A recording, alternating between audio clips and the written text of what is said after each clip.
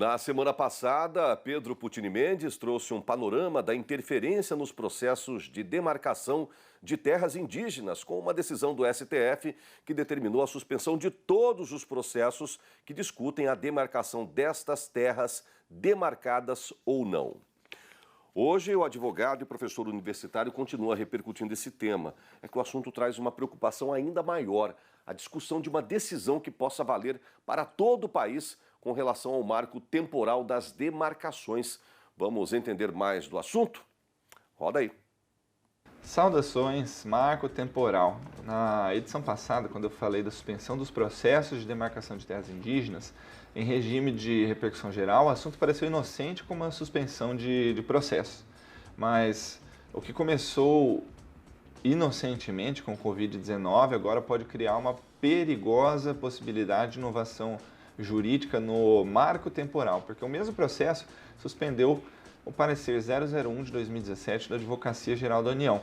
E este é responsável por fazer com que a administração pública respeite o minucioso julgamento que foi feito no caso Raposo Serra do Sol. E como que isso acontece? No caso do Raposo Serra do Sol, foi decidido por um colegiado de ministros, por uma turma de ministros, não um só, que é indígena, aquela terra ocupada em 1988, salvo se eles foram expulsos e não conseguiram voltar, o que deve ser objeto de uma complexa instrução probatória, sem que jamais possa justificar-se, que fazer justiça pelos próprios meios e chamar essa justiça pelos próprios meios de ocupação. E assim, esse parecer ele acolhia então um julgamento das próprias decisões do STF e que fixavam um marco temporal para a administração pública, atendendo a palavra final do Supremo, trazendo segurança jurídica, estabilidade jurídica para produtores, para índios, para uma comunidade inteira de uma região que está ali no entorno, afetada por esses conflitos sociais. Afinal, para isso que serve o direito. O direito serve para trazer ritos, para que esses ritos sejam cumpridos, para fazer justiça e não para promover conflitos. Bom, e aí com a atuação do ministro relator desse processo, então percebe-se uma evidente intenção de rediscutir esse tema, o marco temporal. Então vale imaginar que na revogação desse marco temporal vai acontecer exatamente o contrário, o caos, a insegurança jurídica, a sensação de que decisões judiciais podem ser desrespeitadas, de que a sensação de que movimentos organizados podem invadir propriedades e depois criar um processo para sugerir que essas terras devem ser estudadas, fazendo com que os titulares dessas terras, quem está na posse dessas terras, conviva com um permanente receio de que um grupo organizado e mobilizado a qualquer momento vai aparecer na sua porteira, dizendo que um dia ali estiveram seus ancestrais e que agora vai tomar posse dessa área sem qualquer processo. Isso é a verdadeira legitimação da ilegalidade. Não há qualquer direito que justifique tomar posse sem qualquer ordem judicial. O Código Civil também diz que a mera alegação de um direito não garante direitos de posse de uma área. Além disso, invasão e exercício arbitrário das próprias razões são crimes previstos no Código Penal. Bom, nós não paramos por aqui, Agora há uma forte repercussão desse assunto em outras mídias, em outros canais de comunicação que acabam desinformando os desconhecedores dessas situações, das realidades da questão indígena, da questão territorial brasileira, da legislação territorial brasileira, como que evoluiu a legislação nesse sentido. E a fake news indígena abre então um perigoso espaço para a discussão da famosa teoria do indigenato, que nada mais, nada menos é aquela teoria aquela conversa de que os índios seriam donos naturais das terras e uma teoria que jamais foi recepcionada pelo ordenamento jurídico brasileiro. É importante lembrar que a Constituição Federal de 88 ela nunca permitiu ressuscitar direitos, se é que esses direitos existiam.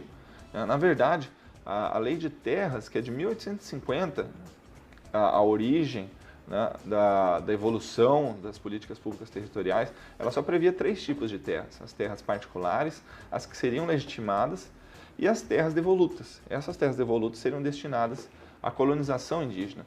Foi assim que aconteceu. E aí somente em 88 foi que a Constituinte inovou com o artigo 231 da Constituição Federal, dizendo o reconhecimento aos índios do direito originário sobre as terras que tradicionalmente ocupam. Não se trata de garantir um direito sobre as terras que um dia estiveram por serem donos naturais, mas seguia essa nova ordem constitucional que reconhece o direito das terras onde estão e habitam em caráter permanente, não o retorno para todas as terras onde um dia estiveram, supostamente, né? Um assunto que já foi decidido pelo Supremo, pela súmula 650. Enfim, o ponto é que esse tipo de reportagem, esse tipo de matéria, ela traz uma grande omissão da verdadeira extensão desses posicionamentos, dessa manipulação de informações. E traz também uma omissão sobre os impactos que isso causa em um território, né? A interferência jurídica nos textos legais que já foram consolidados, além de uma discussão desonesta, polarizada sobre índio produtor, que não é só isso. São decisões que impactam verdadeiramente um território, né? Lembramos aí do caso de Paranhos, no Mato Grosso do Sul, de Guaíra, no Paraná, que já tiveram quase um terço do seu território demarcado. E isso certamente afeta aos indicadores sociais, econômicos, ambientais de toda uma região, né? E não só de uma região, mas também dessa própria área demarcada, porque em governos anteriores muito se demarcou sem a preocupação de dar estrutura, de dar acesso às políticas públicas para essas comunidades. E quem pode visitar essas comunidades vai notar o estado de miséria em que muitas vivem.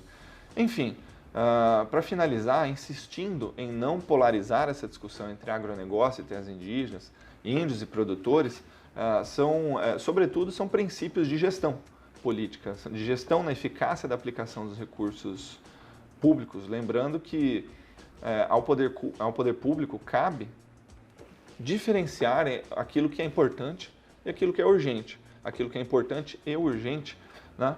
Onde, dessa forma, é urgente e importante aquilo que serve para mais de 200 milhões de brasileiros, né? E não para um grupo, uma minoria barulhenta que acaba mobilizando para o seu urgente e importante. O momento é de priorizar ações importantes e urgentes, que sirvam para todos os brasileiros. Enfim, até breve.